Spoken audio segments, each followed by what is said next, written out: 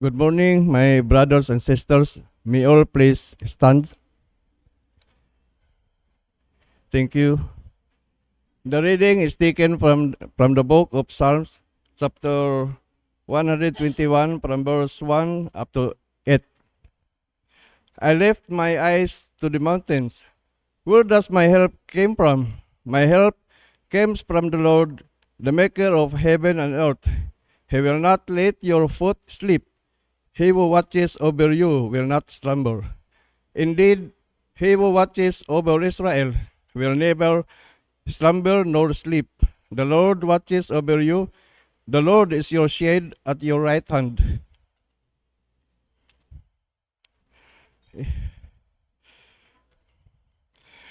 The sun will not harm you by day, nor the moon by night.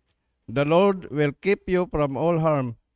He will watch over your life. The Lord will watch over your coming and going, both now and forevermore. To God be the glory.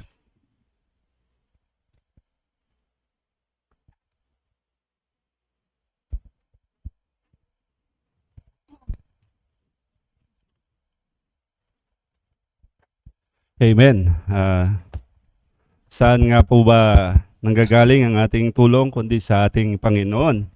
My help comes from the Lord, and ang ating Panginoon ay tunay na naghahari sa bawat isa sa atin, sa ating mga buhay.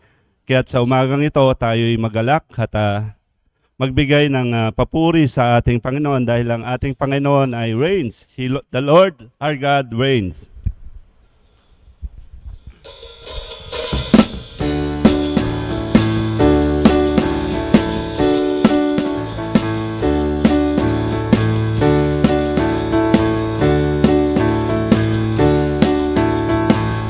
Lord reigns, the Lord reigns, the Lord reigns. Let the earth rejoice, let the earth rejoice, let the earth rejoice. Let the people be glad that our God reigns. The Lord reigns. The Lord reigns, the Lord reigns. Let the earth rejoice, let the earth rejoice, let the earth rejoice. Let the people be glad that our God reigns. The fire goes before him and burns up all his enemies. The hills melt like wax at the presence of the Lord, at the presence of the Lord.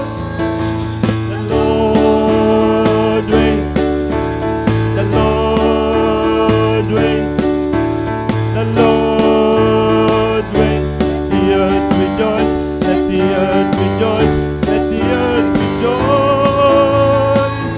Let the people be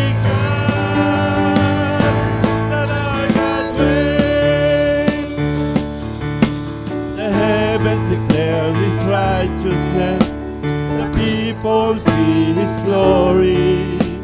For you, O Lord, are exalted over all the earth, over all the earth. The Lord reigns, the Lord reigns, the Lord reigns. Let the earth rejoice, let the earth rejoice, let the earth rejoice. Let the people be glad that our God reigns.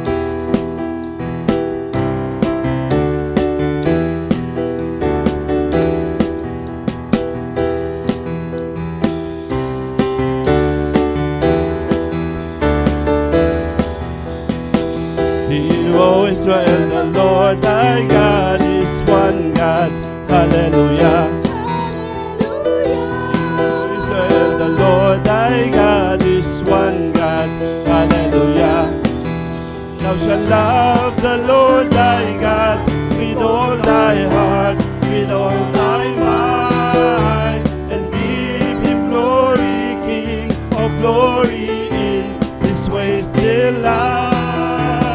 You always the Lord thy God is one God. Hallelujah. You always the Lord thy God is one God. Hallelujah. Thou shalt love the Lord thy God with all thy heart, with all thy mind, and give him glory, King of glory, in his ways delight. There is no other Savior, no other life redeemer. We give our all to praise you and lift our voice in declaration. You always say the Lord thy God is one God. Hallelujah. You always say the Lord thy God is one God. Hallelujah. Thou shalt love the Lord thy God with all thy heart, with all thy mind, and give him glory, King of glory, in his ways delight. There is no other Savior, no other life redeemer. We give our all to praise you and lift our voice in declaration. You always serve the Lord thy God is one God. Hallelujah. You always serve the Lord thy God is one God. Hallelujah. Thou shalt love the Lord thy God with all thy heart, with all thy might, and give him glory, King of glory, in his ways delight. There is no other Savior, no other life redeemer. We give our all to praise you and lift our voice in declaration. You always serve the Lord thy God is one God. Hallelujah. You always serve the Lord thy God is one God. Hallelujah. You always serve the Lord thy God is one God. Hallelujah. Amen. Tayo po na makakaupo muna sa patuloy nating pagsamba sa ating Panginoon. Let us all be seated as we continue praising our God.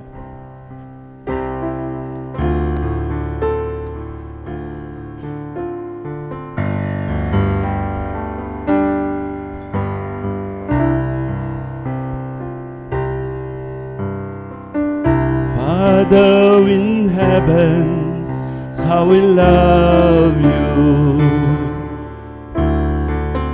We lift your name in all the earth. May your kingdom be established in our praises as your people declare your mighty works. Blessed be the Lord God Almighty, who was and is to come. Blessed be the Lord God Almighty, who reigns forevermore.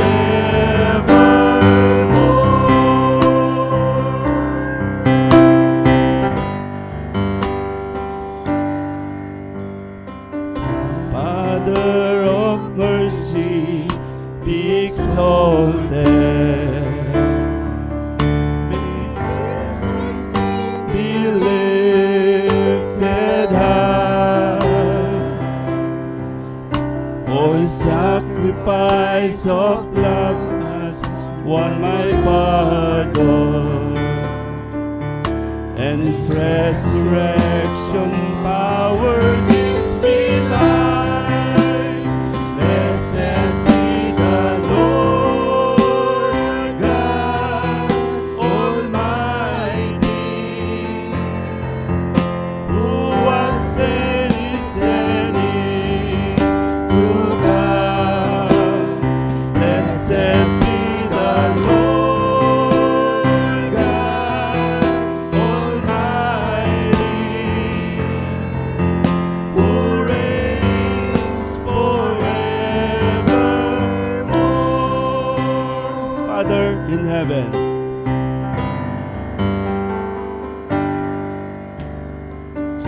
Father in heaven, how we love you.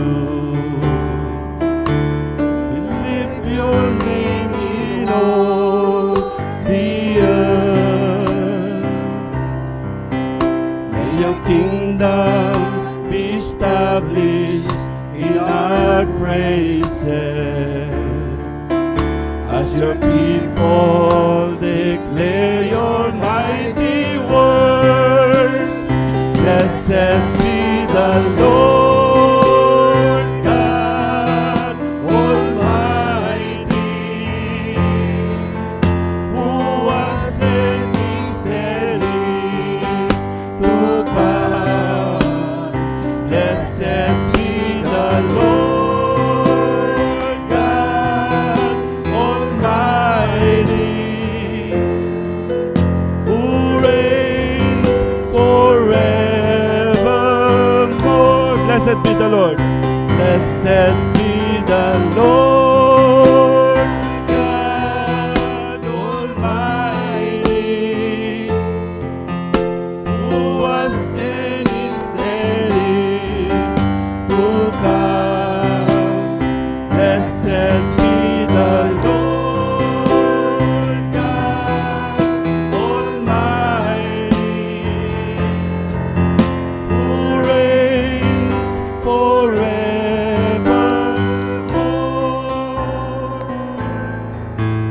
Who reigns forevermore.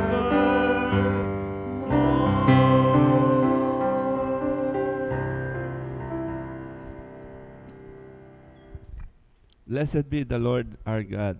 Blessed be the Lord our God Almighty. And He deserves our praises.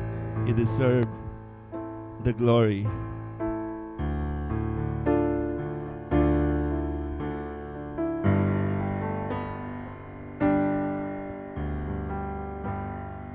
You deserve the glory and the honor. Lord, we lift our hands in worship as we lift your holy name. You deserve the glory and the honor. Lord, we lift our hands in worship as we lift your holy name. For you are great, you do miracles so great. There is no one else like you. There is no one else like you. For you are great, you do miracles so great. There is no one else like you. There is no one else like you. You deserve the glory, oh God. You deserve the glory and the honor. Lord, we lift our hands in worship as we lift your holy name. You deserve the glory and the honor. Lord, we lift our hands in worship as we lift your holy name. For you are great,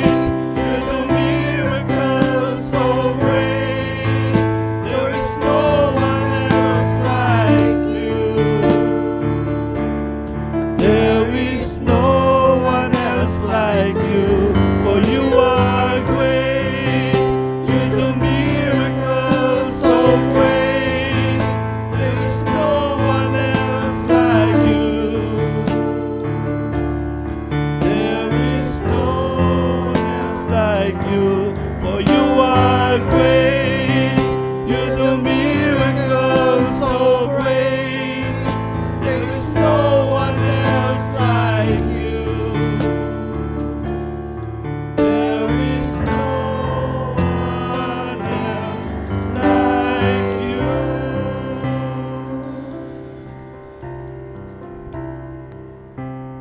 Amen, amen, O Lord God.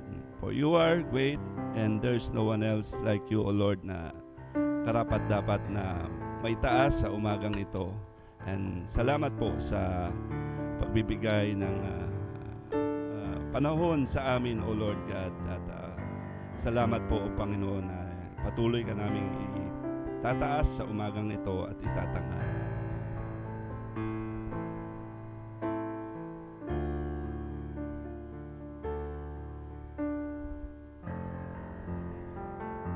Let's all stand up and we will lift our hearts to our God. Tayo po ay manalangin sa ating Diyos na walang hanggang makapangyarihan sa lahat. At yung may difficulty sa pagtayo, pwede po tayong umupo, Lord. Okay? Tayo manalangin. Truly, Lord, kayo po ay nag-iisang dakila, walang hanggan, nag-iisa lang ang pangalan nyo na dapat purihin at sambahin. Kami ay nagpupuri, nagpapasalamat sa umagang ito. Kami, ang aming mga hininga, aming puso ay patuloy na tumitibok dahil sa inyong biyaya, sa inyong kabutihan. At ang bawat sa ginising niyo po upang pumarito at sama-samang magbigay ng pasalamat at magsamba sa inyong dakila at walang hanggang pangalan. Tunay na totoong aming inawit, you alone deserve the glory. At salamat, Lord, na binibigyan niyo po kami ng privilege to worship you, na kami po ay minsan na makasalanan ay inyong binanal upang maging karapat-dapat sa inyong harapan. Salamat, Panginoon, at truly it's a privilege to come together to worship you. Kayo pong Diyos na banal at kaming mga makasalanan before at ngayon ay righteous in your sight dahil po sa aming Panginoong Jesus. Salamat po, Panginoon. Salamat sa inyong mercy, sa inyong pagpapatawad, sa inyong patuloy na pagpupurify sa amin sa bawat araw. Salamat din sa binibigyan niyo pong provision sa amin, di lamang sa mga material or financial, maging sa mga oras, ang aming difficulties, Lord, ay naroon kayo. At salamat din, Panginoon, bagamat mahirap, sa mga oras ng aming mga dark times, kami po ay tinutuwid, dinidisiplina niyo, pinupurify at nagpapadala po kayo ng mga bagay na para sa amin ay bagyo pero sa laon ay ginagamit niyo po ito upang tanggalin ang mga obstacle po sa aming character, sa aming attitude, sa aming buhay na kami po ay ginagawa yung mapagpakumbaba dahil po sa inyong biyaya. Siguro kami naturally na arrogant kami. At lalo na sa aming sarili, meron po kami self-righteousness. Pero salamat, Lord, na masakit man, pero kami po ay inyong pinupurify. Salamat po, Panginoon. At salamat po sa bawat siya narito, gaya po na sinabi namin, ang pumaparito ay tunay na pinagpala sapagkat kami po ay nakalapit sa inyong presensya. Sa mga wala po rito, Panginoon, marahil sila ay nakaranas sa mga bagay na hindi namin nalalaman. Naming dinadalangin sila na wag po silang mapanghinaan loob. Na yung aming hope ay manatili sa amin, na makita namin ang hope namin ay hindi po narito sa mundong ito. Because we are just an alien, we are foreigner. Meron po kaming a better country na yun na handa para sa amin that we're looking forward for it.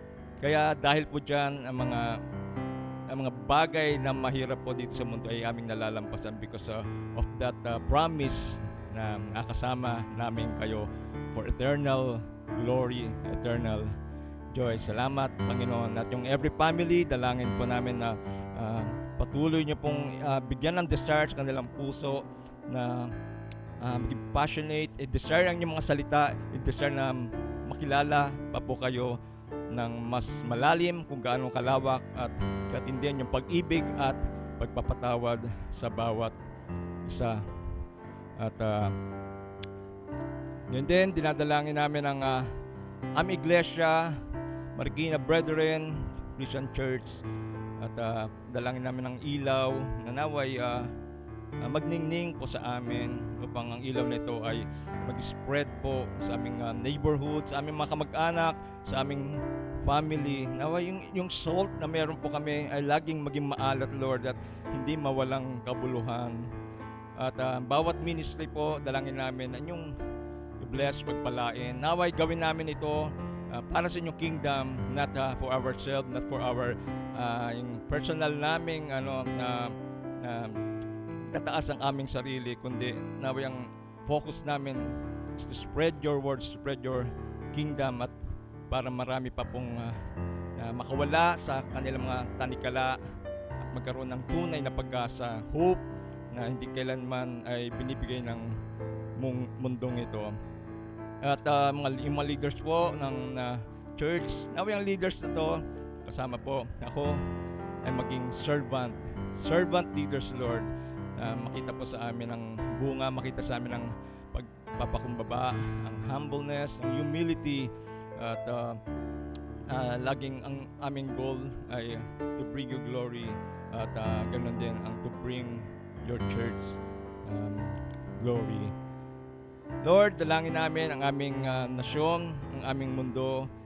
Madalas aming dinadalangin ang instant na solution sa corruption, sa anumang bagay. Ngunit na-neglect namin ipanalangin na naway ang inyong mga salita ay kami gamitin nyo na maibahagi namin ito. Sapagkat pag walang pagbabago ang puso, ay walang mangyayaring pagbabago sa aming nasyon, sa aming kapaligiran, sa mundong ito, sa mga leaders ng bawat bansa. Dalangin namin na patuloy magkaroon ng fire, saan man kami naroon, mag-fire ang aming puso, ang aming espiritu. Makadama kami ng rejection, na maramdaman pa rin namin ang joy to spread your word, na ito ay pinakadakilang iniwan niyo pa sa amin, the Great Commission, Lord. At alam namin ang joy na matatanggap namin in spite of rejection, in spite of persecution, Lord. At huwag mawala sa aming mission ito to spread the good news to every nation. Muli, O Diyos, salamat po sa umagang ito. Because of your grace and your mercy, kami po ay sama-samang narito. Muli, binabalik namin sa inyo ang kalwalatian, karangalan, pagsamba sa nag-iisa at walang hanggang pangalan ng aming pong Panginoong Jesus. So, pwede po tayong magsiupo. At kung masaya ngayon nakapagbigay ng agalakan, medyo marami tayo sa umagang ito. At meron po tayong mga bisita. Siguro, Kuya Oriel, pakilala mo yung ating yung mga kasama, yung mga relatives. Good morning po, my dear brothers and sisters in Christ.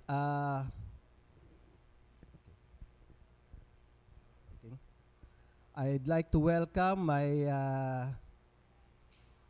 sisters and brother-in-law from U.S. My brother-in-law, Robert Lloyd, his wife, my sister Arely, my youngest sister Ezra, and my ate Dorcas. Yeah, she's from New York. Well, welcome to Marikina Brethren Christian Church, our church. Okay. Okay, syempre nandito rin yung ang relatives ni Connie, Kuya Boy, ando si Kuya Boy, at maging yung wife niya kasama doon, taga Quezon. Pag nakikita natin sila Kuya Boy, para nakita na rin natin si Ate Carmen, si Ate Nora, diba? So nakikita natin yung mga ngiti, yung smile sa kanila. At nandito rin ang wala sila Ate Flor. So wala si Ate Flor and Kuya Roger Vermeer, pero narito po ang kanilang anak na si Franz Andrew Vermeer. Yan. So, kung gusto niyo makipag-converse sa kanya, converse with him either in English or Bisaya. Yeah. So English and Bisaya, pwede niya siyang kausapin. At meron pa ba tayong mga kasama ngayon or matagal na nating hindi nakasama na narito uli? So, pwedeng makilala natin sila yung yung mga players natin. Yung mga basketball players nandito sila. Pwede bang tumayo kayo kasi nasa likod kayo eh. Mga players, mga gwapong players natin. Yan. Nagkakamot ba ng uli? So, yan yung mga outreaches na ng mga youth na pinamumunuan ni John. So, si John Rex Cruz, saan siya? Ayun, John Rex Cruz, pwede ka namin makita. Ayun, guwapo naman pala eh, ayaw tumayo eh. So, meron pa ba? Si Ate Francine, andun. Kumusta po? Nandiyan ba yung classmate nyo si Ate Nena? Wala yata si Ate Nena. Okay. Nandun. Mukhang naggalayo kayo ah. Okay, so meron pa tayong hindi nabati na welcome. So, kung wala na, tayo po yung magsitayo at batiin natin ang bawat isa na may ngiti. Yan, may ngiti. Yan. Batiin natin ang bawat isa ng may pag-ibig sa ating Panginoon.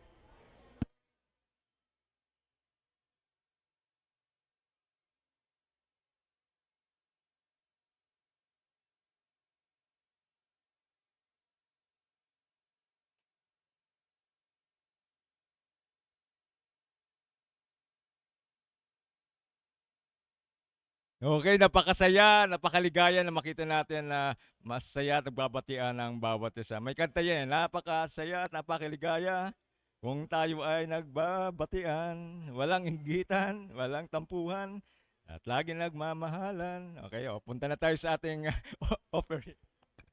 So, offering na tayo.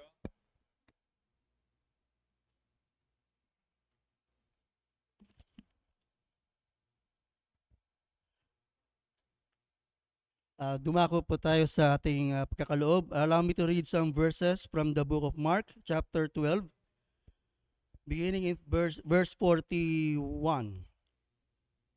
The widow's offering. Jesus sat down near the collection box in the temple and watched as the crowds dropped in their money. Many rich people put in large amounts. Then a poor widow came and dropped in 2 small coins.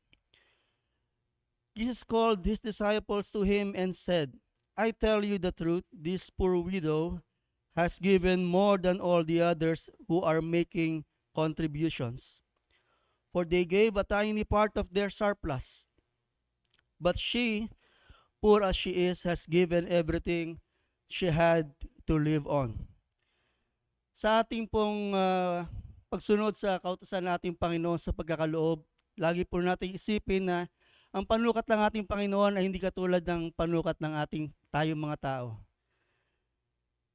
Hindi tumitingin ang Panginoon Diyos sa halaga ng ating pinagkakaloob.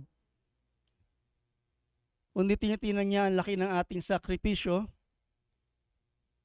para sa ikauunlad ng kanyang kaharian. Hindi tinitingnan ng Panginoon ang halaga ng ating ibinibigay, kundi tinitingnan niya ang laki ng ating pagtitiwala sa Kanya, na sa kabila ng ating mga pagkukulang, ating mga dinanaras na paghihirap, sa kanya-kanya nating mga sitwasyon, ay tayo ay nagpapakita ng kanyang ang pagtitiwala sa kanyang hindi pagkukulang sa atin. Sa ating pagkakaloob, hindi tinitingnan ng ating Panginoon ang halaga ng kanyang binibigay natin sa Kanya, kundi ang laki ng ating pananampalataya sa Kanya. So lagi po natin tandaan, sa ating pagkakaloob, tinitingnan ng Panginoon ang tao sa ating puso. Pinapakita natin ng pananampalataya natin sa Kanya, na sa kabila ng ating mga pagkukulang, ating mga kahilingan sa Kanya, pinapakita natin na tayo ay may buong pagtitiwala at pananampalataya na siya ay paparami ng ating mga pangangailangan upang magamit natin sa ikalalago ng kaharian ng ating Panginoon. Upang magamit natin ang mga ito upang maitulong sa ating kapwa ng mga nangangailangan. That is why it is said, it is better to give than to receive. So tunay po na mas binibigyan ng Panginoon ang nagbibigay kaysa ang tumatanggap. Ating pong ipasa ang ating offering bags.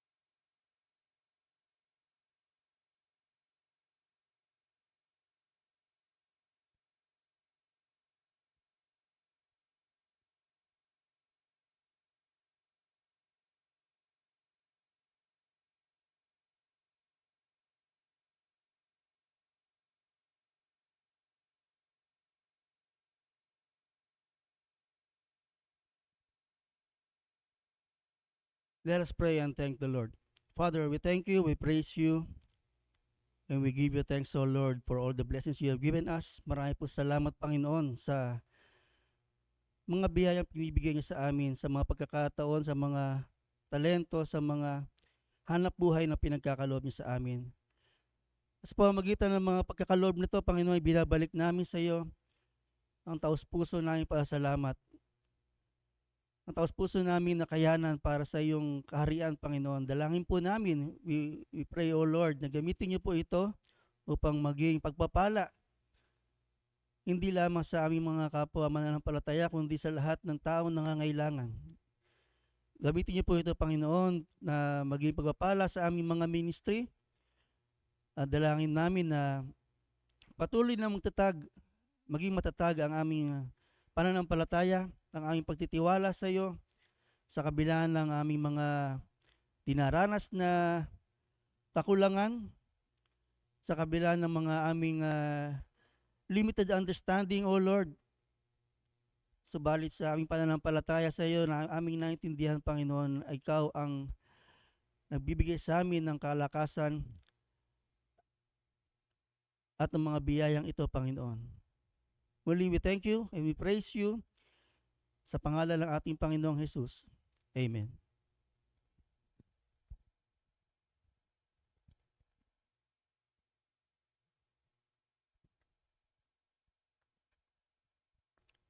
Kasama sa pagsamba natin sa umagang ito ang pag-alaala sa ating Panginoon sa pamagitan ng pagpuputol-putol ng tinapay. Kaya ihanda po natin ang ating mga puso, ating mga isipan sa pag-alaala, sa pagkamatay ng ating Panginoon. Ang pag-alaala natin ng kamatayan ni Jesus nang sama-sama sa pamagitan ng ating ginagawang pagpuputol-putol ng tinapay ay mensahe ng pag-asa. Ito ay mensahe ng tagumpay. Bakit po? Sapagkat hindi lamang natatapos sa pag-alaala sa kamatayan ni Jesus sa krus ang ating ginagawa, kundi ang manariwa sa ating puso at isipan ang pag-asa ng kanyang pagbabalik. Ang sabi po sa talatang Juan 14 verse 1 to 6, ASNB version, sinabi ni Jesus sa kanila, "Huwag kayong mabagabag, magtiwala kayo sa Diyos at magtiwala rin kayo sa akin. Sa tahanan ng aking ama ay maraming silid. Pupunta ako roon para ihanda kayo ng lugar. Hindi ito sasabihin kung hindi ito totoo. Kapag naroon na ako at naipaghanda na kayo ng lugar, babalik ako at isasama kayo upang kung nasaan ako ay naroon din kayo. At alam nyo na ang daan papunta sa pupuntahan ko." Sinabi ni Tomas sa kanya, "Panginoon, hindi po namin alam kung saan kayo pupunta. Paano po namin malalaman ang daan?" Sumagot si Jesus, "Ako ang daan, ang katotohanan at ang buhay. Walang makararating sa Ama kung hindi sa pamamagitan ko." Kailangan nating laging sariwain ang ating pag-asa sa pagbabalik ng Panginoon at isasama tayo kung nasaan siya. At hindi ito magkakaroon ng katuparan kung hindi nagdusa, nahirapan at namatay si Jesus para sa atin. 2,000 taon na ang nakalilipas. Ang pag-alaala natin ng kamatayan ni Jesus ay nagsisilbing kaginhawaan at kapayapaan sa ating mga puso upang lumago ang ating pagtitiwala sa Kanya hanggang siya ay bumalik. Nagpapakita din ito ng ating buhay. Ang ating buhay ay nakasalalay lamang sa Kanyang awa at biyaya. Walang sino mang makapagliligtas sa kanyang sarili sa hatol ng Diyos dahil tayo ay hiwalay sa Kanya noong tayo ay nasa kadiliman pa. Kaya ang mga pwedeng makilahok lamang sa gawaing ito sa pag-alaala ng ating kamatayan, ng kamatayan ng Panginoong Hesus, ay ang nananampalataya lamang sa Panginoong Hesus. Sapagkat tanging tayo lamang ang nakaranas ng kapatawaran ng ating mga kasalanan at may pag-asa na muli siyang babalik. Tayo po ay sandaling manahimik at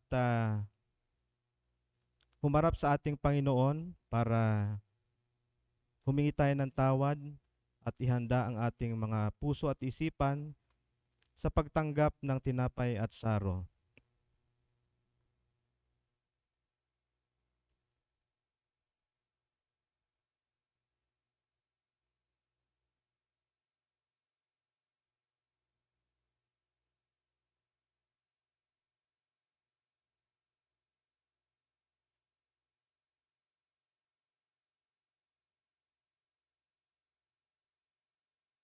Tayo po ay tumayo at pumila sa ating pagkuha ng tinapay at simbolo ng saro.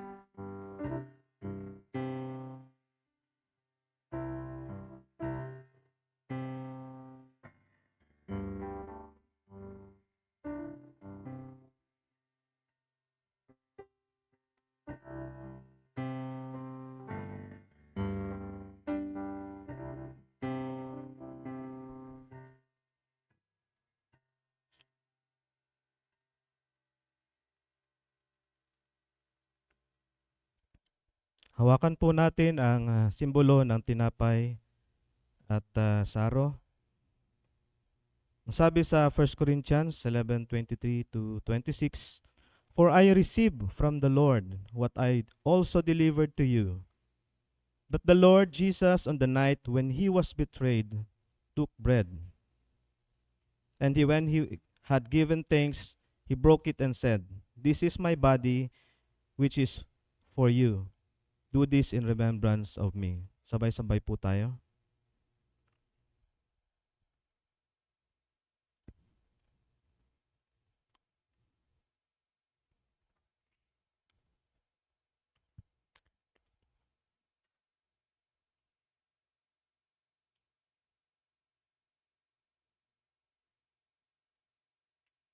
Hawakan po natin ang mga saro. In the same way, also, he took the cup after supper, saying, "This cup is the new covenant in my blood. Do this as often as you drink it, in remembrance of me. For as often as you eat this bread and drink the cup, you proclaim the Lord's death until He comes." Sabay-sabay po tayo.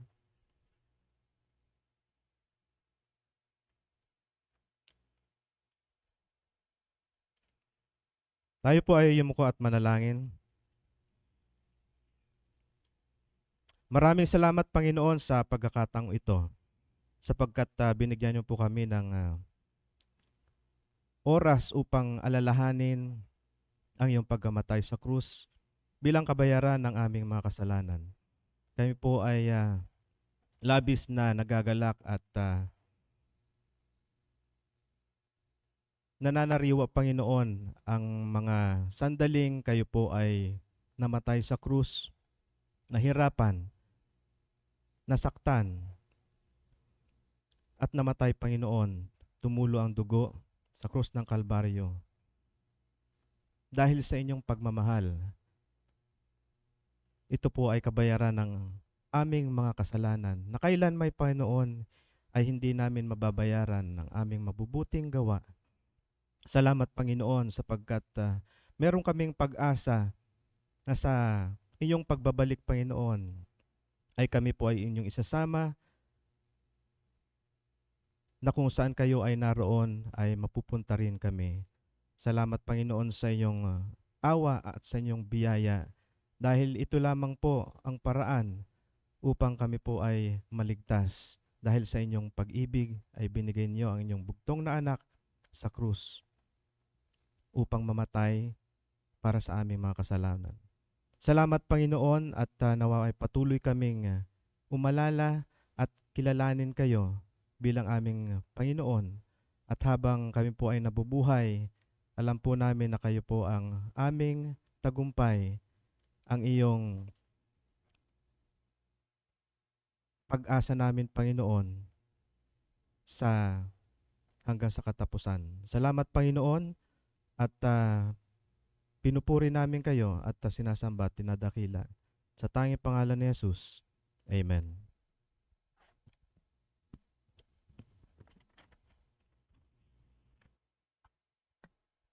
Sa pagkakataon po ito ay tawagin ko na po ang ating tagapagsalita, si Kuya Rudy Ponce de Leon.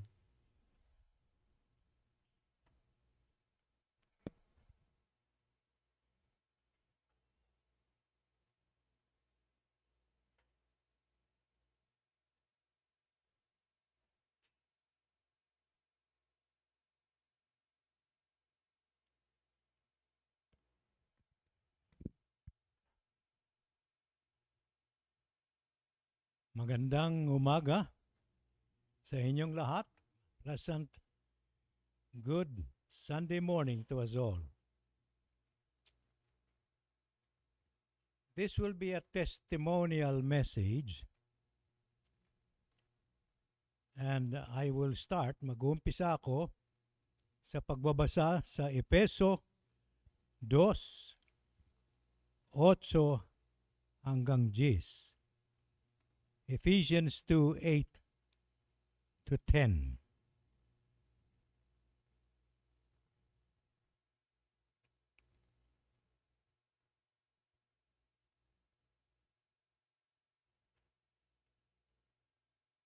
For it is by grace you have been saved through faith, and this not from yourselves. It is the gift of God, not of works, lest anyone can boast. For we are God's workmanship, created in Christ Jesus to do good works, which God prepared in advance for us to do. Dahil sa kagandahang loob ng Diyos, kayo ay naligtas sa pamamagitan ng pananampalataya. Kaloob ito ng Diyos, hindi mula sa inyong sarili. Hindi ito bunga ng inyong mga gawa, kaya't walang may pagmamalaki ang sinuman. Kung ano tayo ngayon, ay gawa ng Diyos. At sa pakikipagkaisa natin kay Kristo Jesus, ay nilikha niya tayo para sa mabuting gawa na inihanda niya noong una pa upang gawin natin. Ephesians 2:8-10. Ang ating mensahe sa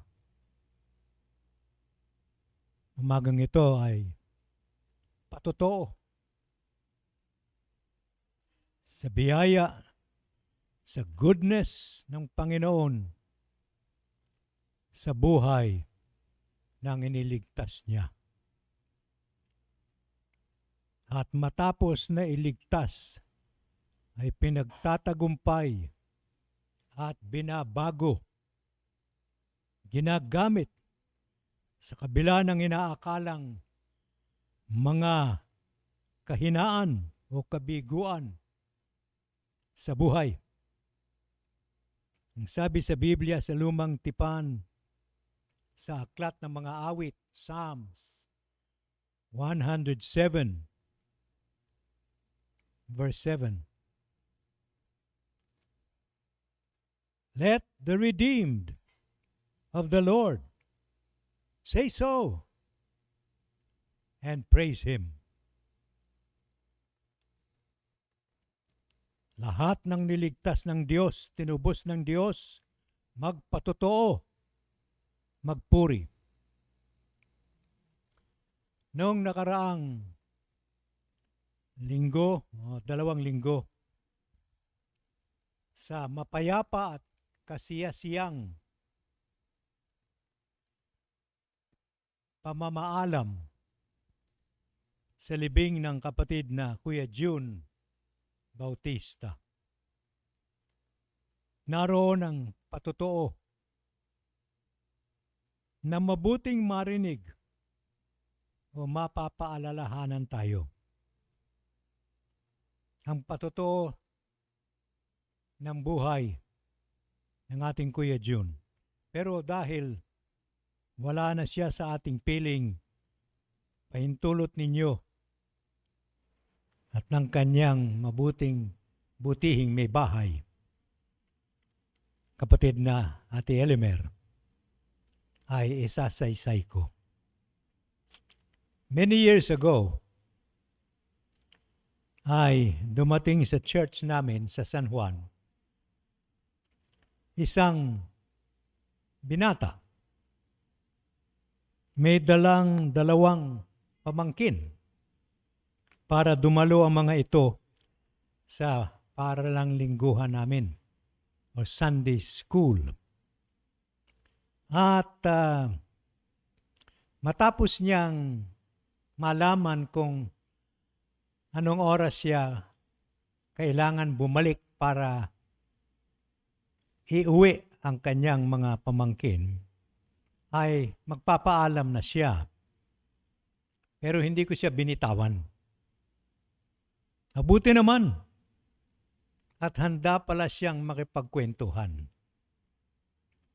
Tumuloy ang usap namin sa Biblia,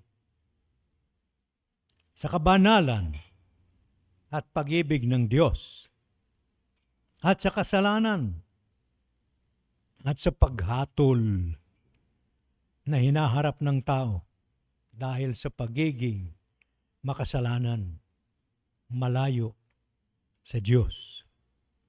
Nagtuloy-tuloy ito hanggang sa napag-usapan namin ang sakripisyo ng Panginoong Hesus sa krus para bayaran ang kasalanan ng sanlibutan. Kasi mahal ng Diyos ang lahat ng tao, kaya't binigay niya ang kaisa-isang anak niya. Nagkatawang tao ito. At binayaran niya ang kasalanan ng buong sangkatauhan. At ang sino mang magsisi at magpaligtas sa Kanya ay maliligtas.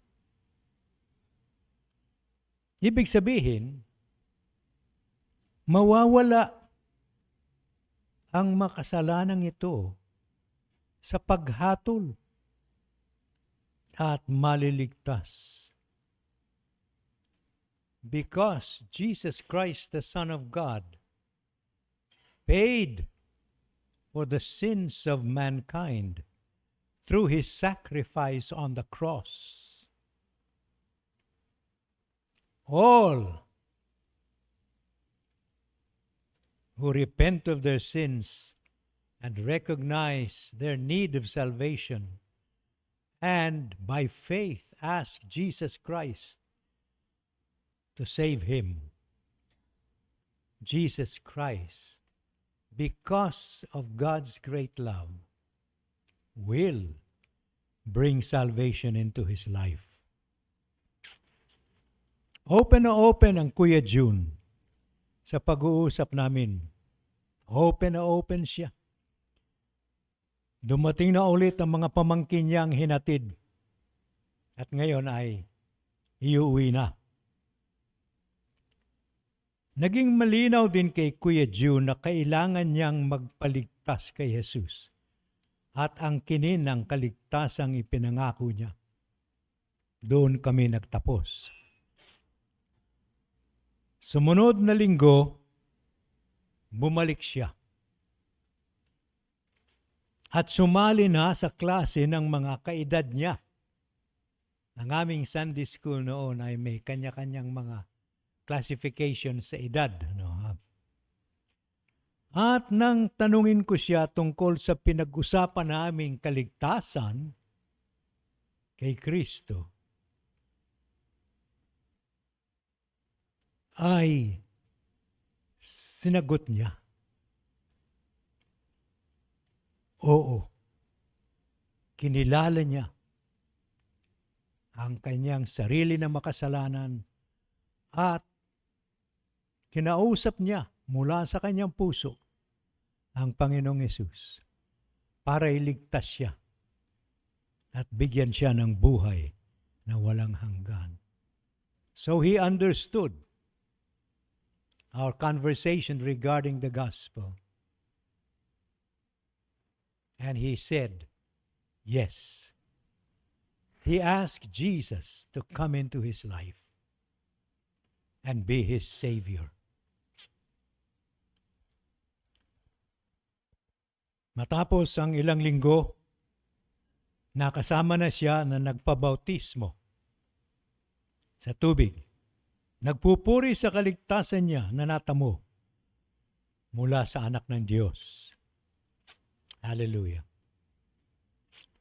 Naging aktibo siya sa pananambahan at iba pang mga gawain sa church at nakitahan ng paglagong espiritual. Isang araw, may lumitaw na problema na tinatrabahuhan niya na kung saan ang isa sa mga elders namin, ang kanyang boss,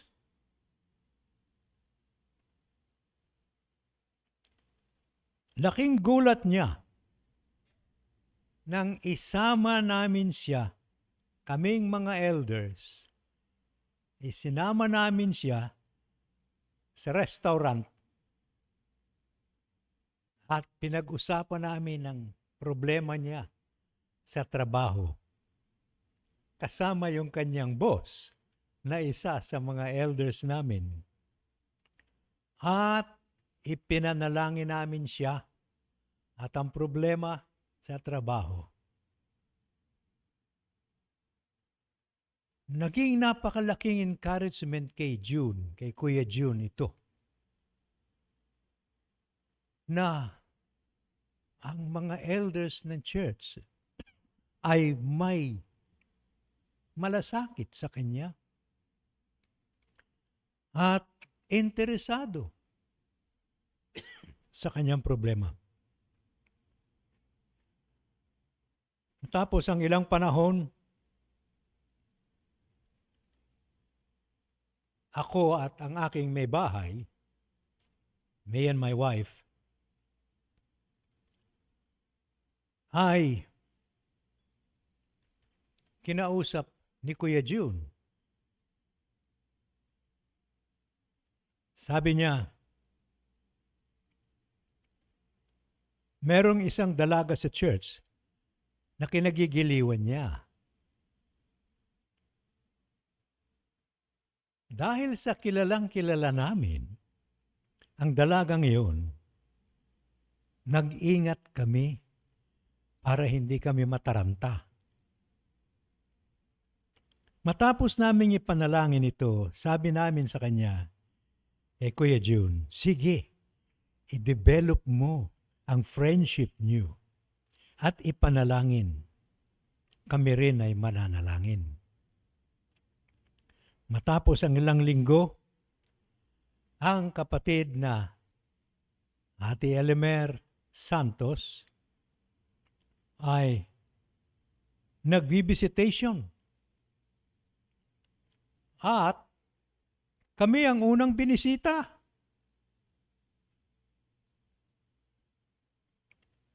May paksa siya na gusto niya na pag-usapan namin. Si Kuya June Bautista.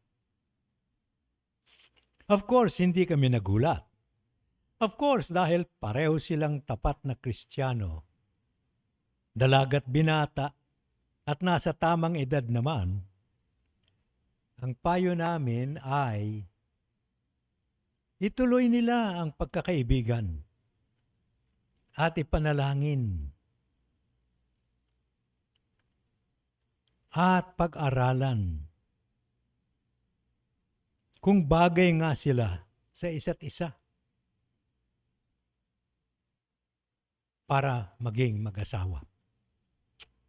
Well, dumating ang araw nang kami ni Mrs. ay naging ninong at ninang. Sa kasal ni Kuya June at Ate Elimer. At pagkatapos ay pinagpala sila ng mga super na mga anak. Si Jollibee at saka si McDonald. Si Junelli.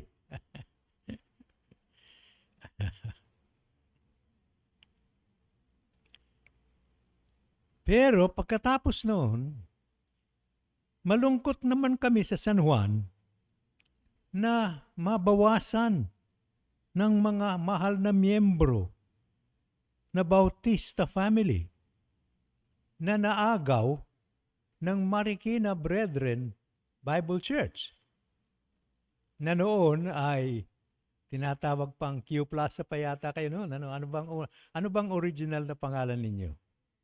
Ha? Community Christian Church Q Plaza. Yeah. Pero mukhang talagang kalooban ng Diyos para maging magkalapit ang mga kapatirang Kristiyano sa San Juan at sa Marikina. Amen. Well, over 2 weeks ago, dinaos natin ang ating huling paalam para kay Kuya June. We said our formal goodbye in his funeral. Mixed emotions tayo, lalo na those closest sa Kanya. Hindi lang ang mga mahal sa buhay ni Kuya June at mga taga-MBCC. Naroroon din ang mga taga San Juan at ilang kapatid na sister churches natin sa ibang lugar pa. Mixed emotions tayo dahil sa huling paalam niya ito dito sa mundo, na kung saan ang maraming araw, linggo at buwan ng pagtitiis ni Kuya June dahil sa kanyang mga karamdaman ay natapos na. Relief for his loved ones because of June's relief from his many ailments.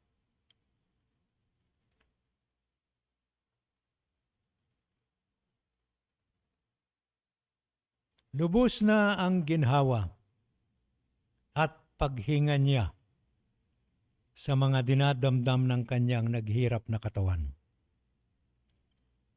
At ang mapagmahal na alaga ng kanyang kabiyak at buong pamilya. At ang atensyon ng mga doktor at mga kapatid na malapit ay talagang hulog ng langit para kay Kuya June. Subalit ang lalong importanteng katotohanan tungkol sa langit na tiyak nagbigay ng kapayapaan at pananabik kay Kuya June ay ang kasiguruhan, ang katiyakan na sa dulo ng kanyang mga paghihirap ay ang kanyang walang hanggang ginhawa at kasiyahan na dadatnan niya sa piling ng kanyang Panginoon at tagapagligtas sa kabilang buhay. Relief not only from his ailments here on earth, but assurance that his relief is for eternity in the presence of his Savior and Lord. Si Kuya June ay lumipat sa kabilang buhay na may katiyakan, may kasiguruhan, na lubos-lubusan ang ginhawa na naghihintay sa kanya. He had full assurance of the joy and the relief, the peace waiting for him in the other life. Tayo naman, na alam natin na si Kuya June ay may kasiguruhan ng kanyang kaligtasan, hindi tayo nag-aalala at hindi tayo nagdadasal ng todo-todo para sa mapayapa na kailangan niya. Naalala ko, ewan ko, kayo siguro nakita rin ninyo yan. Sa dyaryo, pag merong announcement ng merong namatay at ililibing, ang tawag doon, obituary, nakalagay sa ibabaw, died in the grace of our Lord. Pagkatapos yung pangalan, the name of the person who died. And then, at the bottom of the obituary, it says, the pious reader is requested to pray for the repose of his soul. I'm sure nakita na ninyo yan, Nandun sa ibabaw, died in the grace of our Lord, so and so. Tapos sa baba, pray for his soul. Well, tama ba yun? Sa espiritu, sa kalooban, maganda sana. Pero, hindi totoo yun. hindi naaayon sa salita ng Diyos. At ito ay nabanggit ko na ito nung mga isa sa mga gabi ng lamay sa bahay. Bakit sasabing died in the grace of our Lord pagkatapos ipapanalangin? Pa, hindi na. Hindi talaga totoo sa kanila na namatay sila in the grace of our Lord if kung kailangan pa silang ipagdasal. Magagandang salita nga, pero hindi naaayon sa ipinahayag ng Diyos sa kanyang banal na salita. Tayo na may katiyakan ng kaligtasan ay nagtitiwala sa salita ng Diyos. Katulad ng binasa natin, it is by grace you have been saved. So if you died in the grace of the Lord, that means you were saved before you died. It is through faith.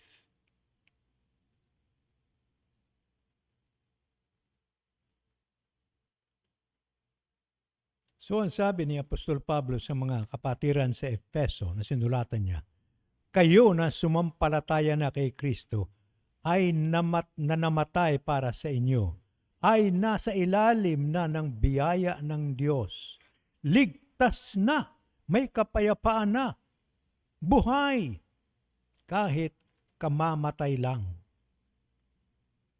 Kaya, kung gagawa tayo ng obituaryo, if we will make our own obituary, for example, for Kuya June in the paper, ganito dapat. Pedro Bautista Jr. died in the grace of our Lord. So he is now with his Lord and Savior in heaven, free from all pain and sickness. Let us pray for his loved ones who are left here on earth. Katotohanan yan dahil sa salita ng Diyos. Sa John 3:16, may buhay na walang hanggan. There is life eternal for those who trust in the Son of God who was given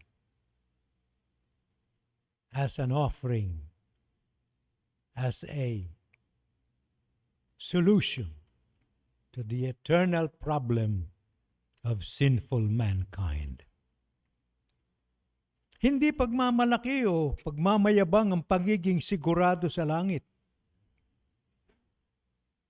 Kung nagpaligtas na tayo kay Kristo Jesus, ang may katiyakan ng kaligtasan ay sa halip na maging kampante at pabaya sa buhay dahil sa sigurado na siya sa kaligtasan niya, ay walang sawa, walang katapusan ng pagtanaw ng utang na loob, ng pasasalamat at ng pagluwalhati sa kanyang Diyos at tagapagligtas.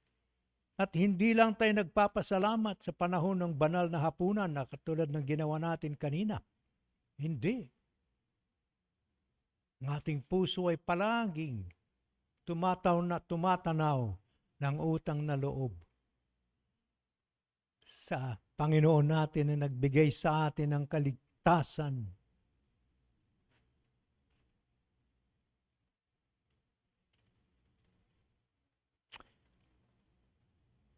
Ngayong umaga, naibigay ko sa inyo ang testimonyo o patotoo ng ating yumaong kapatid si Kuya June, na ngayon ay nasa piling na ng kanyang tagapagligtas at Panginoon.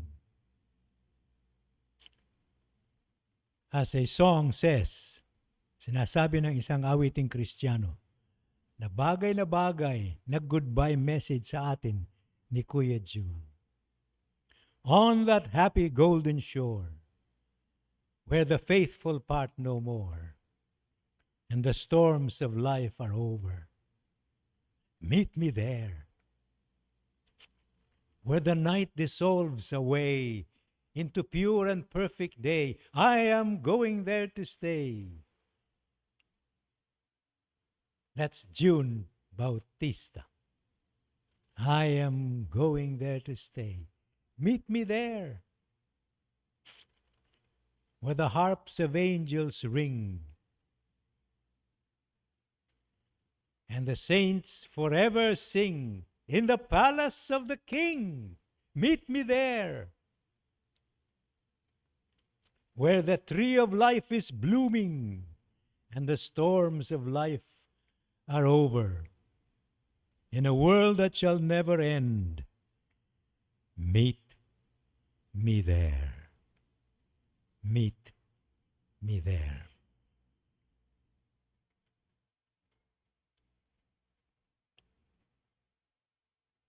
Pag tinatanong tayo, katulad ni June, Kuya June, tinatanong tayo ba ay nakakasiguro na tayo sa langit pag namatay tayo? At ang sagot natin ay oo. Hindi ba kinabibigla ng karamihan yan? Ang yabang mo naman. Nakakasiguro ka? Pero, ang ating kasiguruhan ay nababatay sa pananampalataya sa Panginoong Hesus. Hindi sa ating sariling kakayahan na iligtas ang ating sarili.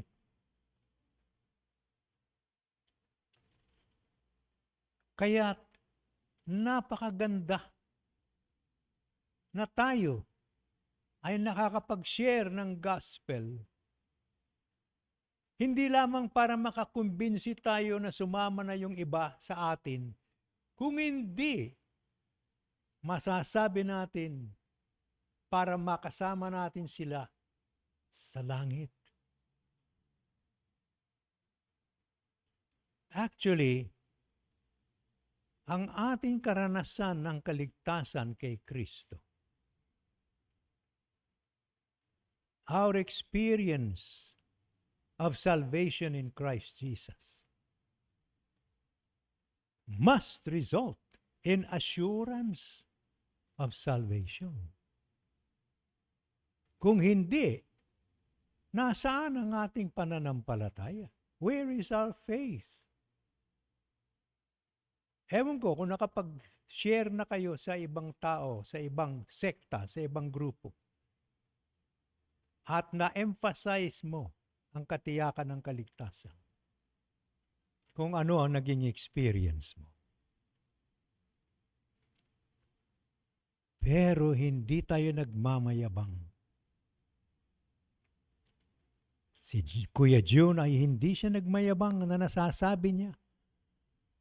Sapagkat si Kuya June ay naging masipag din siya sa pag-share, naging aktibo siya sa church nung siya ay naging Christian na.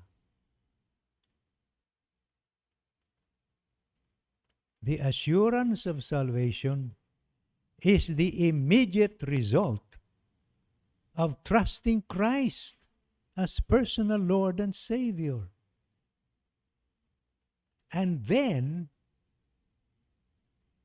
after the assurance of salvation is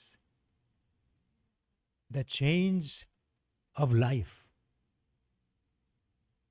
Because Christ is in us through the Holy Spirit. That is why when we give a testimony about our salvation, usually there are three important things. One, how did we come in contact with the gospel? Paano ko na inkwentro ang Ebanghelyo. Paano ko nalaman ang Ebanghelyo? Posible na sa mga pakikipag-usap, meron lang tayong nakausap sa palengke kung ano man at nagbigyan ng babasahin tapos nakausap na natin. Okay. Actually, yan ang first step. Na marinig natin ang gospel of salvation in Christ Jesus. And then we understand. And number 2, we respond. If there is no response, there is no result. We respond in faith. We recognize our dangerous situation before God, for we are under His judgment. But we recognize that in His great love, He gave His Son, and His Son, Jesus Christ, here on earth. His Son, God, became man, died on the cross to pay for our sins. And then, in trusting Jesus Christ as Savior, we receive eternal life. And when we receive eternal life, we know and we believe and we stand on it. That is assurance of salvation. And then the third step is it becomes part of my life. My life begins to show what has happened inside me. My life undergoes a change. So actually, our testimony, like the testimony of June Bautista, is in 3 stages. June heard the gospel from a personal conversation, and then he trusted Christ as his Savior. And then his life changed. Why? Not because he wanted to be saved, but because he was already saved. Because the Spirit of God was already in him, changing him. Changing him. The change happens not to be saved, but because one has already been saved. That is why June Bautista in body is in the grave, but in spirit he is with the Lord. And the time will come when suddenly, at the worst time in the history of the earth, the trumpet will sound, and the dead in Christ,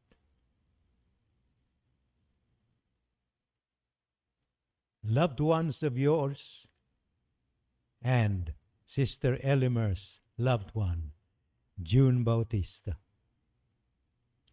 The trumpet will sound, and the dead in Christ will rise first. And they that are alive, we, perhaps, we who are alive, will be caught up with those who have been raised from the dead. And together we will meet the Lord in the air. And so shall we ever be with the Lord. Those are biblical words. And we believe that.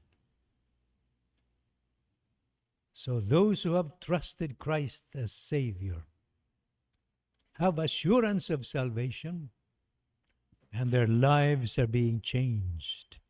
Changed. As a result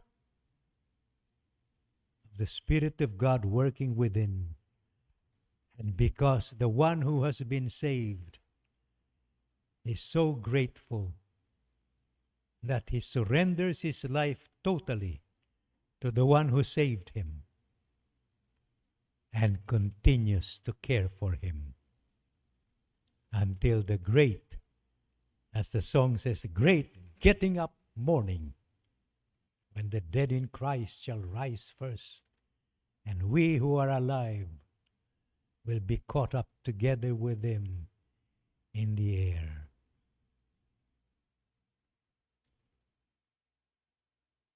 I presume most of us here have assurance of salvation. And that is something we can praise the Lord for. And those who have the assurance of salvation, in our gratitude, we do not keep quiet about it. We want others to know. And the best way to let others know is by our testimony. From the life and the passing away of our brother June to your life and mine. In closing,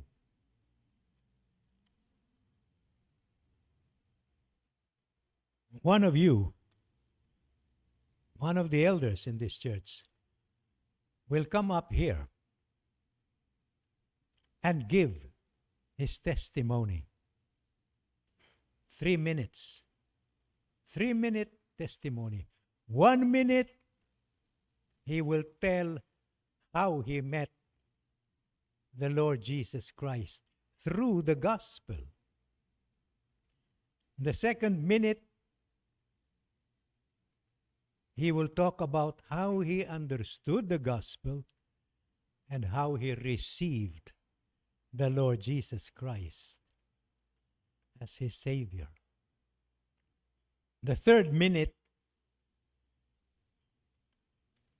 he will talk about the result in his life. The assurance of salvation and what is happening in his life, his behavior. Because of what happened inside, it is now happening outside. Okay, I will call on our brother John to give his 3-minute testimony. And this is for all of us who have Christ as our Savior and have assurance of salvation. We should know how to give our testimony and how to share the gospel for the spiritual benefit of others. John? Thank you, Kuya Rudy, sa opportunity na makapag-testify.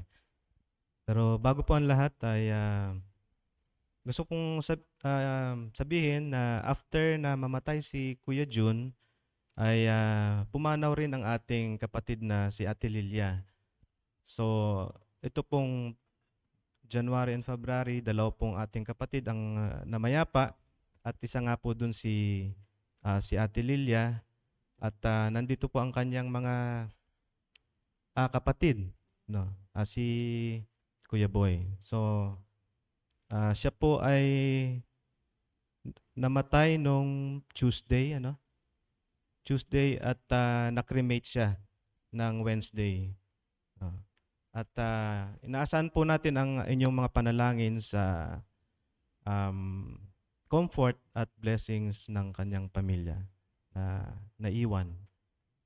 So, at sa aking testimony, ikinagagalak ko po ang makapagbigay sa inyo ng ah, testimony na at aking kaligtasan. Hindi ko po alam na magte-testimony ako ngayon.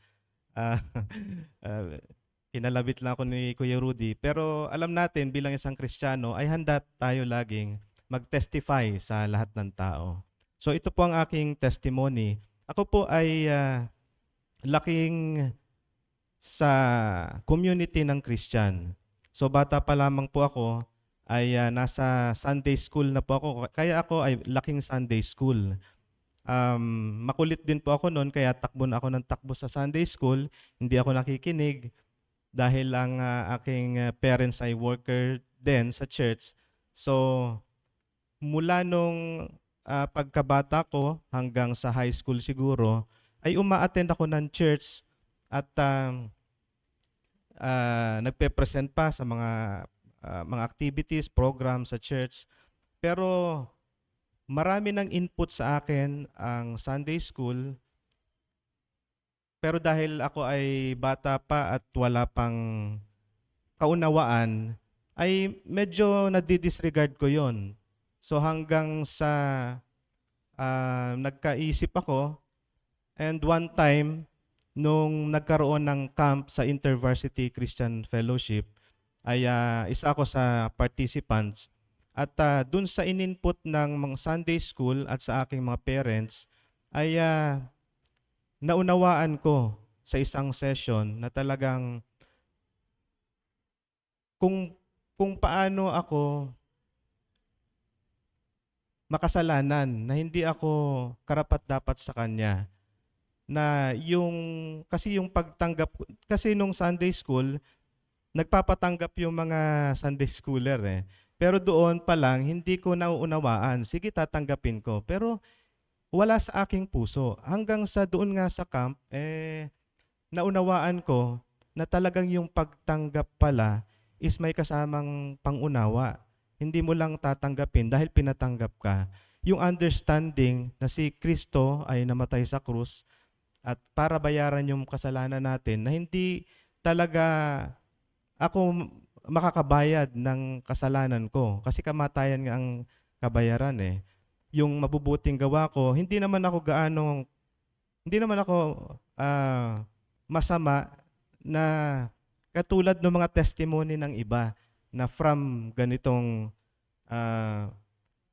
kasamaan napunta sa nagbago.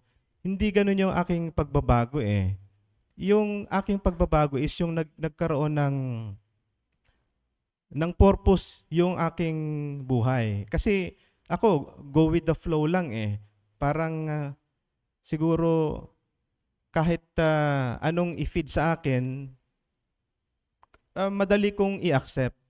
At parang wala lang sa aking purpose yung mga ginagawa ko. Hanggang dun sa session nga, nagkaroon ng kapaliwanagan yung mga speakers doon tungkol sa purpose ng ating buhay. Doon ko talaga na-realize na ang purpose natin is to glorify God at lahat ng mga ginagawa natin ay para sa Kanya. Hindi para sa iba, hindi para sa magulang, hindi para sa ibang mga tao, kundi para sa Kanya lamang. Kaya nung camp, pag-uwi ko, nanalangin ako noon, talagang sabi ko, Lord, ngayon ko naunawaan yung kaligtasan na ikaw ay namatay sa krus na upang bayaran yung kasalanan ko. At sabi ko, Lord, sige, magpapagamit ako sa iyo. At kung ano yung gusto mong gawin ko at baguhin sa aking buhay, ay susubukan ko sa tulong mo na ako ay magbago. Kaya yun, yung malaking pagbabago sa akin habang tumatagal, kasi habang lumalaki ako, nafe-feed ako eh. Kaya sabay yung flesh saka yung new nature na kumikilos. Habang nakikisalamuha ako sa mundo, may mga kasalanan ako nagagawa. Nafe-feed din yung mundo sa akin eh.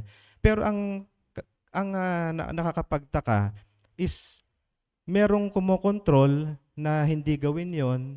Yun yung new nature na talagang kumikilos yung Panginoon sa akin, sa atin, dahil kung sigurong hindi ako Christian, napariwara na ako. Kasi madali akong madala eh. Sa barkada, kumbaga, hindi naman friendly pero medyo madali akong makaklose. Kaya kung sigurong hindi ako Kristiyano, medyo napariwara sa mga barkada. Kaya hanggang sa tumagal na yung aking perspective ay nabago, na ang Diyos lamang yung aking sasambahin at lahat para sa Kanya. Tapos sabi ko, Lord, magpapagamit ako. Kaya nung second camp, ay ako na yung isa na ako sa naging staff at tuloy-tuloy na hanggang sa dinala ko ng Panginoon dito sa lugar na ito, kasama ng aking pamilya para gamitin dito sa Marikina Brethren Christian Church. Kaya ako ay nagpapasalamat sa Panginoon sa pagkilos niya sa akin, maging sa aking pamilya, at talagang sa mga pinagdaanan namin mga problema sa business, sa buhay, ay nandyan pa rin siya. Kaya yung mga problema na aming nararanasan ay parang naging mas matatag kami na humarap sa pagsubok in the future dahil may pag-asa pa. Maraming salamat, kapatid na John. Yan ang natanggap natin sa Panginoon at yan ang ino-offer natin sa mundo. Sa atin na ang napakaganda at pinaka-importanteng mensahe sa lahat. Bakit? Sapagkat tayo ay mayroong mensahe ng kaligtasan at kasiguruhan ito. Nasa atin na. Hindi magsisikap pa tayo na makuha na. Hindi, nasa atin na ang kaligtasan. Hinihintay natin ang kanyang tawag, either tawag diretso sa langit or tawag dadaan muna sa lupa. Whatever. Pero ang importante dito ay secure ang ating eternal future. Secure in God because of Jesus Christ, our personal Lord and Savior. Hallelujah. Okay, maraming salamat sa inyong pasensya sa nakikinig sa mensahe natin ngayon. Tayo ay magwakas sa panalangin. Panginoon, salamat po. Salamat sapagkat merong kaming inihintay na pagtawag ninyo. At Panginoon, ang pagtawag na yan ay ang kagalakan namin ay hindi namin masusukat. Subalit, ipinangako ninyo at ito ay aming pinangahawakan. At ngayong kami ay inyong anak dahil sa aming tagapagligtas. Ang aming pasasalamat ay tao sa puso. Walang tigil ito, Panginoon. Hindi kami magpapasalamat lamang sa panahon ng pagsamba. Hindi. Ang pagpapasalamat namin ay sa araw-araw, sa buong buhay namin. Kaya't Panginoon, nagpapasalamat kami sa testimony ng aming kapatid na Kuya June, sapagkat paalaala sa amin na ang buhay namin dito sa mundo ay pansamantala lamang. At kung kinakailangan dumaan kami sa mga kapighatian at kahirapan, handa kami, Panginoon, sapagkat alam namin ang dulo nito ay sa presensya ninyo. Katulad ng inyong ipinangako, let not your hearts be troubled. You believe in God, believe also in me. In my Father's house are many rooms, many mansions. If it were not so, I would have told you, I go to prepare a place for you. And if I go and prepare a place for you, I will come again and receive you unto myself, that where I am, there you may be also. Lord, even if it seems as if death brings sorrow to people, yet it is temporary, because beyond our physical departure is our wonderful spiritual, eternal coming together with all who have been saved, and most of all, with the one who saved us and who lives in us while we are here on earth, and who will be with us for all eternity, our Lord Jesus Christ. In His name, we close this message. Amen. Amen. Thank you, mga kapatid.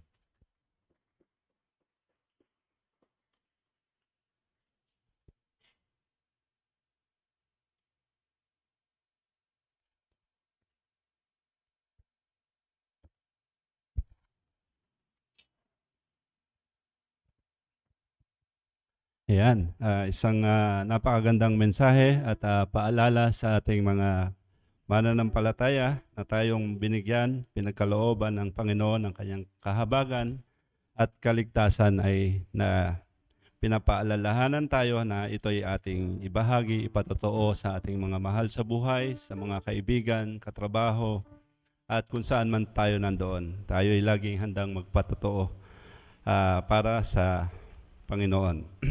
At sa ating pagtatapos, tayo po ay magsitayo and let us sing this Goodness and Gracious King.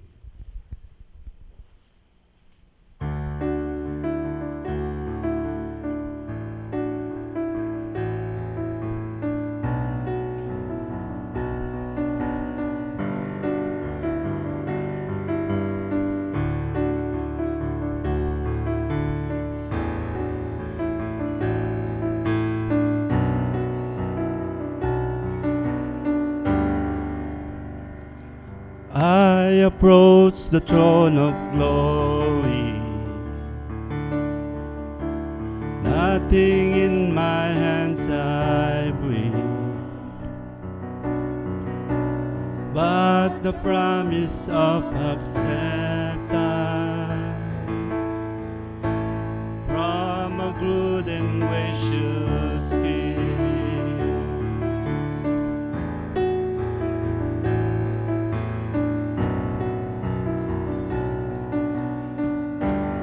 I will give to you my burden, as you give to me your strength. Come and fill me with your spirit, as I sing to you this praise. You deserve the greater glory, and overcome I lift my voice to the King in need of nothing. Empty-handed I rejoice. You deserve the greater glory, and overcome with joy I sing. By your love I am accepted, sure a good and gracious King.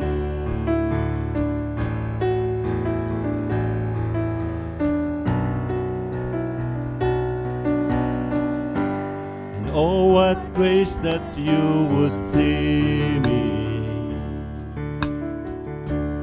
as your child and as your friend. safe, secure in you forever. I pour out my praise again. You deserve the greater glory. And overcome, I lift my voice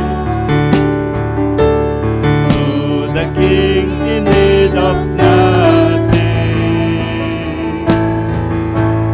Empty-handed I rejoice. You deserve the greater glory. And overcome with joy I sing. By your love I am accepted. 'Cause you're a good and gracious King.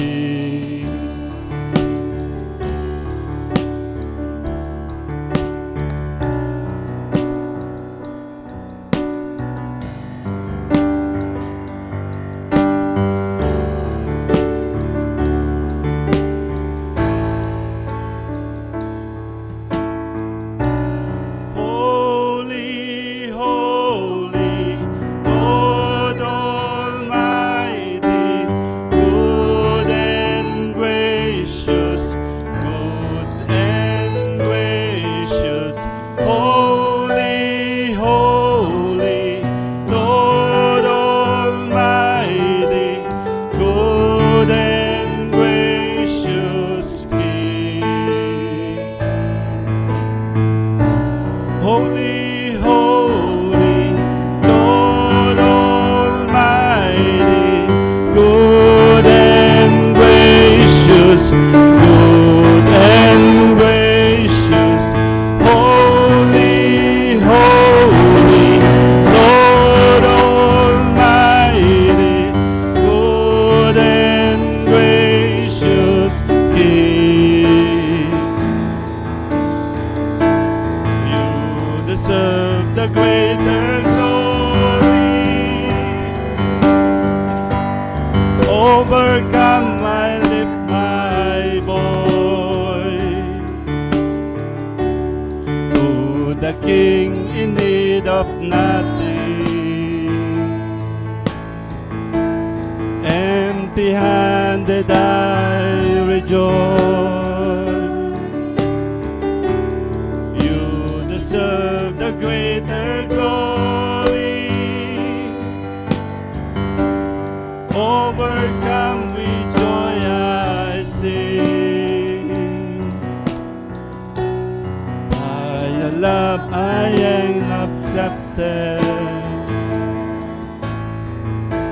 'Cause you're a good and gracious King.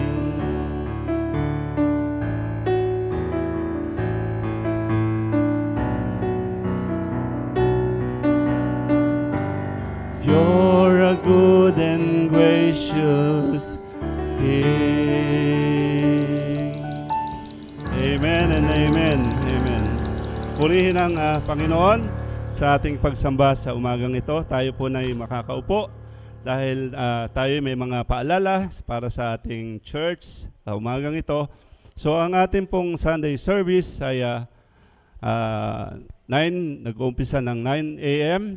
hanggang 11 o'clock ng umaga.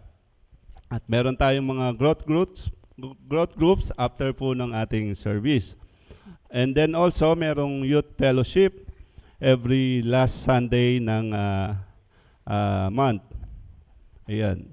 And then also, ito yung youth ministry natin na gagawin para sa mga darating na buwan. This coming February 25 ay magtuturo si Kuya Jan ng patungkol sa self-control para sa ating mga youth.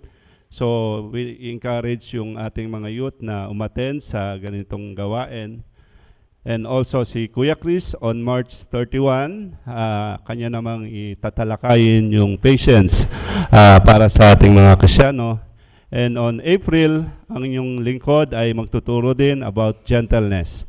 So sa mga youth, and kung may mga friends din kayo, mga youth natin, invite natin na maka-attend sa ganitong ministry and youth fellowship.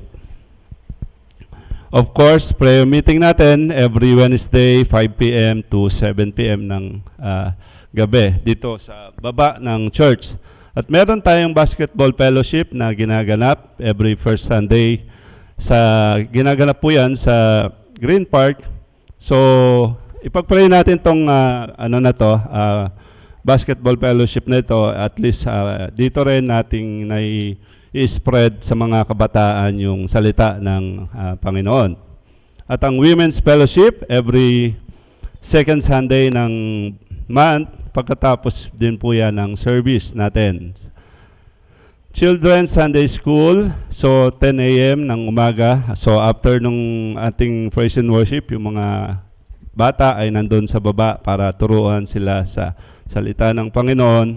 At meron din po tayong leaders training every Saturday na umpisahan na po yung ating panibagong teaching ngayon sa leaders training. So nakakadalawang linggo na. And so on sa mga darating pang Sabado. Lord's Supper, so ginaganap po yan every last Sunday of the month. So ngayon ay nagkaroon tayo ng Lord's Supper. Birthday and anniversary, so ngayon din po ay gaganapin yung ating celebration ng mga may birthday nung month na ito, February, and also yung kanilang yung mga may anniversary ng month din pong ito. So, every last Sunday din po yan. BSA correspondence, so we encourage po ang ating church na magkaroon ng babasahing ito ng mula sa BSA. Ito'y karagdagang pag-aaral para sa ating bilang mga Kristiyano at sa ating pamilya. Binibigay po yan nila ang ating mga leaders. And then after we sign o masagutan yung mga katanungan doon, maaari po nating ibalik sa ating mga leaders and then bibigyan po tayo ng panibagong aralin sa 10 yan. Ito po yung tinatalakay ng mga leaders every Saturday, yung systematic theology. So nakakadalawang Saturday na po ang mga leaders, and please pray for our leaders na talagang magkaroon talaga pa ng ma-input ng marami pang aral mula sa salita ng Panginoon at sa pag-aaral ng systematic theology na ito. Announcement sa music ministry. Meron tayong meeting on March 17 after po ng fellowship natin dito. Pangungunahan po yan ni Kuya Rene. At ang MBCC Youth Ministry Outreach. So ito po ay ginanap kahapon sa bagong Cebol Multipurpose, open for 13 to 20 years old. So gaganapin na po yan every Saturday, nag-umpisa po kahapon. And please pray for this ministry. Ayan po yung mga pictures na ginawa na nangyari kahapon, and nakakatuwa, ang daming mga kabataan o mga bata na siyang tataniman natin ng salita ng Panginoon, and tayo ay tigatanim lang at ang Panginoon ang magpapatubo nito sa mga kabataang ito. Please pray for this ministry at ang ating pong mga kabataan din na ginagamit ng Panginoon sa gawaing ito. Happy birthday and month anniversary. Sino nga po ba ang may mga birthday ngayon sa buwan na ito? February 4, si Kuya Rene. Ayan o, naka-pogi points po siya. Ayan, February 4, happy birthday. Si Iser Romano, yung anak ni Kuya Jan, na nag-testify kanina. February 13. Sam Bilya, ayan, anak po nila Kuya Lito at ni Ate She, February 14. Si Jelan Lagatos, February 23. Yan, happy birthday, Jelan. Okay. At ngayon, Ititreat tayo ni Kuya Albert. Uli si Kuya Albert ngayon. So, happy birthday, Kuya Albert. February 25. At ang mga anniversary, may anniversary ng buwan na ito. Si Kuya Roy and Juliet. Ayan. February 15 po sila. Ayun po, tapos na po ang ating gawain. So, meron pong tayo pong lahat ay tumayo at pumunta rito sa harapan. Magkakaroon po tayo ng picture taking.